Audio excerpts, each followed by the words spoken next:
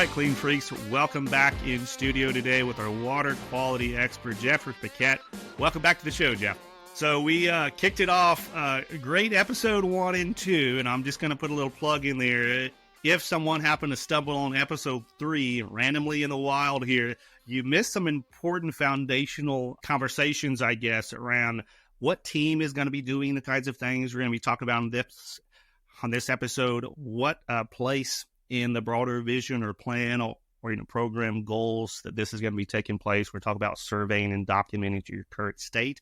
So I'm not going to tell you don't watch this because we want you to hang with us. It's just going to be a couple of minutes. You might as well stay. You're here already. But I am going to tell you, go back and catch episode 1 and 2 to get caught up because you're going to want to follow this conversation as we continue to move through all 12 of these video snippets here from Jeff on this series.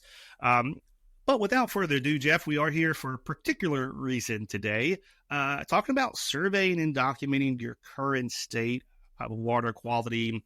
And I'm going to start back with the who. I'm coming to think, maybe that's always a good question for these kind of things. Well, who's going to do this thing that I now am being told, or, we're being told that we need to do? So let's start with the who.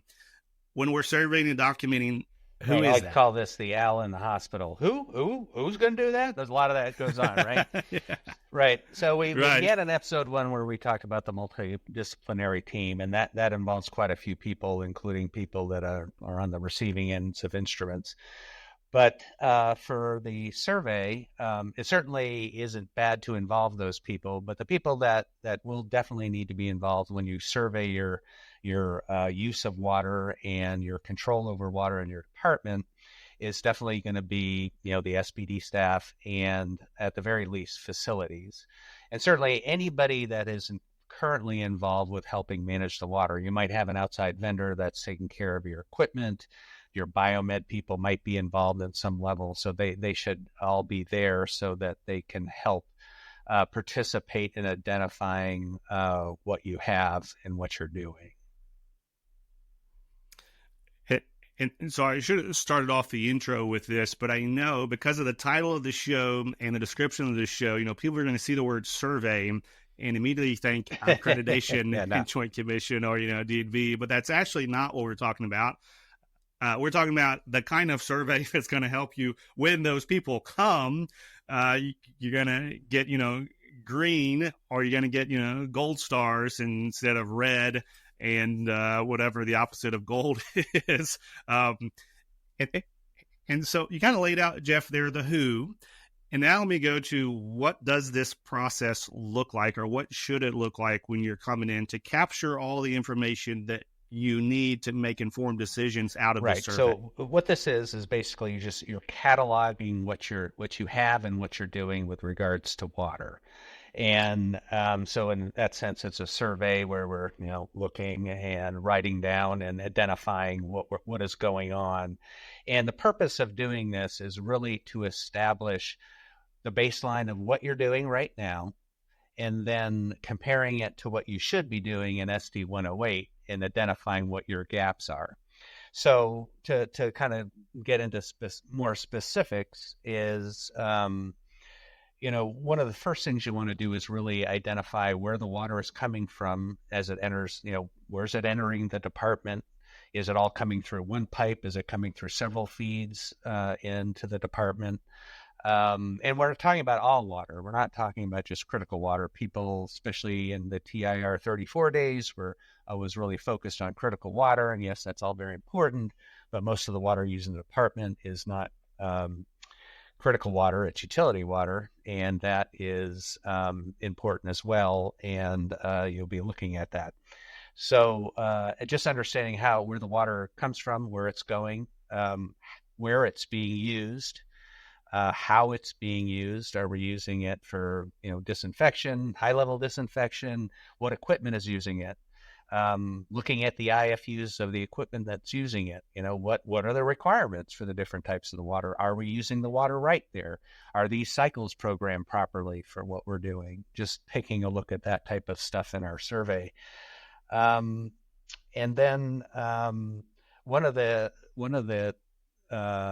things we run into right now is we're beginning to help people with getting into their SD-108 water quality management is there isn't enough available places to sample. Mostly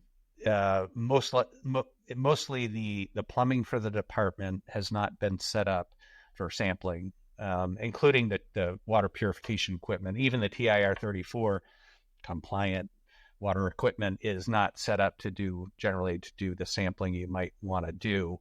The other thing is, and I want to put a plug in for anybody who's doing planning and construction, do not shove this stuff in a closet, because you can't. The other day I'm standing up on a stepladder with a bucket trying to get flush a port where I can sample, and you just aren't going to do a good job of monitoring your water if things aren't maintainable. You can't get human access to them. You're not trying to shove 10 pounds of stuff in a 5-pound closet behind SPD.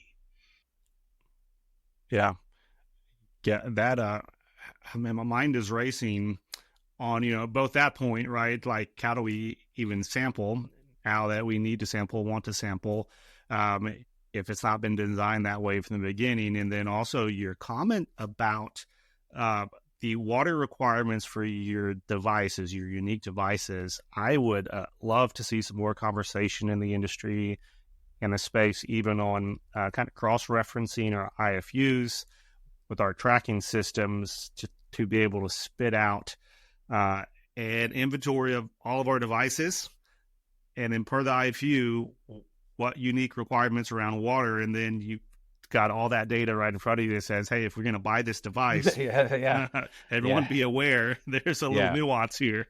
So that's great insight. Well, I know we touched the surface here. In this next episode that we're going to bring you back for, we're going to talk about the risk analysis piece of this, and you kind of even touched on some of that, but we'll have some time to go more in depth here as we come back. And, both not only performing the risk analysis, but then also kind of once you do it and you surface some of those potential risks, what next? And so if you're already kind of keying in, asking some of these questions like I am, like, oh yeah, where's my water coming from? Or like you said, Jeff, maybe it's coming from multiple entry points into our department. And then your call out, I think, to the planning and the construction, I think, is well taken. So anyone who's about to construct, or even maybe in the middle of construction, raise your hand up now if it's not already been raised and say, hey, can we even sample this water? That's a fantastic takeaway from this conversation. So thank you so much.